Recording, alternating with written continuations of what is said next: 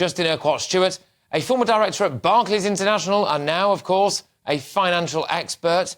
Joins me now, I believe. Justin, thank you very much. There he is. Hello. Well, I mean, fascinating, isn't it? The staff at Coutts appear to have no knowledge whatsoever of historical slave trade links. I mean, good grief, for a clearly virtue-signalling bank there with the pride flag emblazoned all over them. I mean, that must have come as a deep shock. I don't really have any idea at all. But of course, Coutts isn't a very special bank anymore. It's just part of NatWest. They bought it up. It's another brand, and they try and make it as a rather smart special brand bank, but it's not really. Would they know about anything to do with slave trading? No. What's quite interesting, though, is quite a lot of the banks, I have to say, like Barclays and one or two others, actually come from the old Quaker background. And, of course, they wouldn't have had any connection with it, diametrically the opposite. But even so, not many people in Barclays would have understood that or appreciated it.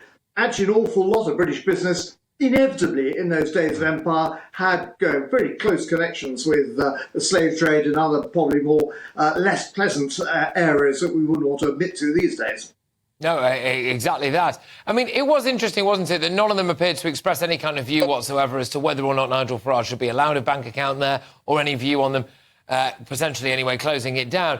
And I did think it was fascinating, though, that they seemed more than happy to brief people like the BBC and the Financial Times, but not us here at GB News. Nigel's latest crusade, as it were, is calling for the law to be looked at, to try to make sure that big banks cannot, under a complete cloak of anonymity and secrecy, be able to shut down someone's assets and financially non-person them just because, maybe, they don't agree with their political views. Would you back that? Yeah, quite right. They should justify it, come out and actually say so. The other side of that, of course, is banks have to be very careful now about money laundering. Now, I have to say, London's actually very good at money laundering. After all, we know exactly how much Russian money has been money laundered because we did it. About 60 billion is probably in London in various types. But what you'll find, which is I find it's not very amusing, but really rather odd, actually, if you've got an awful lot of money and then carrying out your money laundering operations, it's relatively straightforward. You try and open a deposit account or a current account, and you virtually have to put your child on deposit with the bank. The amount of detail you have to go through in order to actually open an account. Now, the bank, of course, has the right if they regard you as a risk of some sort.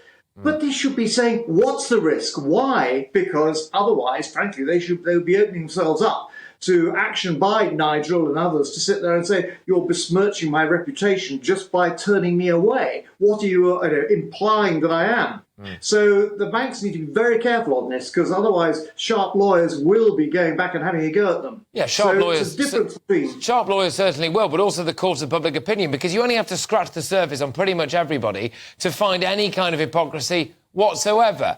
It is just remarkable. The second that somebody virtue signals, somebody sets up, for example, a vegan Good Earth bakery, and then it turns out that they may or may not have chopped down 135 rare protected trees in their own back garden to make way for some kind of lavish expenditure. You end up with people that decide that they want to back Extinction Rebellion, but they have to take a business class plane here and then back again, just all in the space of a couple of days, in order to be able to do this. You don't have to look very far, do you, to find utter hypocrisy. And if indeed it is the case, of course, that Coutts there as well, Coutts there with the big rainbow flag and all of this, oh, we're lovely and virtuous and we're sticking to the law, and then you look back a bit and you think, oh, gosh, did you have a slave?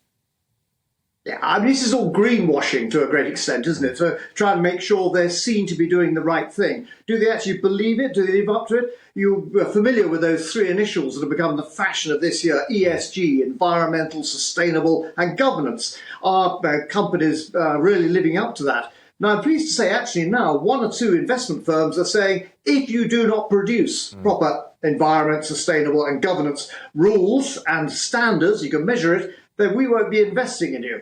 But having said that, an awful lot of people would just be sitting there saying, it's another form of greenwash, we'll go along with it, but frankly, it doesn't really matter.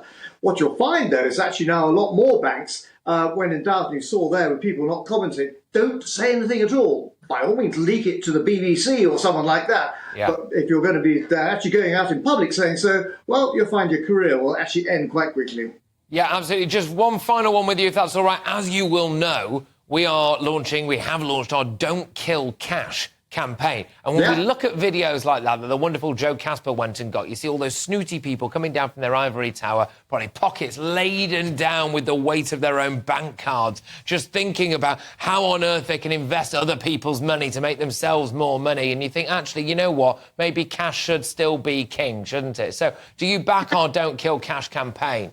Yeah, you still need cash. You're going to have it in some form or other. And the trouble is, an awful lot of people of a certain age find it very difficult not having cash. Go back, I have to say, several decades ago now, to the time when we moved from old currency through to decimalisation.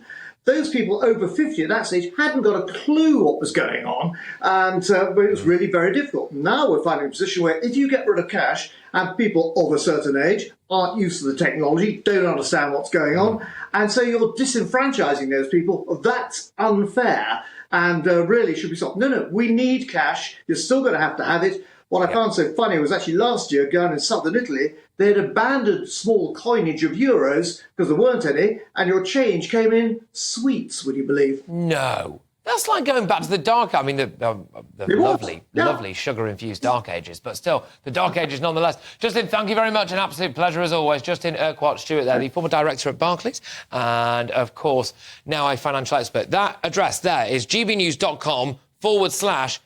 Sign our campaign and our petition to make sure that we can continue to have cash as legal tender and regularly accepted in shops everywhere in this country until at least 2050. Get the power away from the big banks. Get the power away from these strong vested interests and quite literally put it back in your pocket.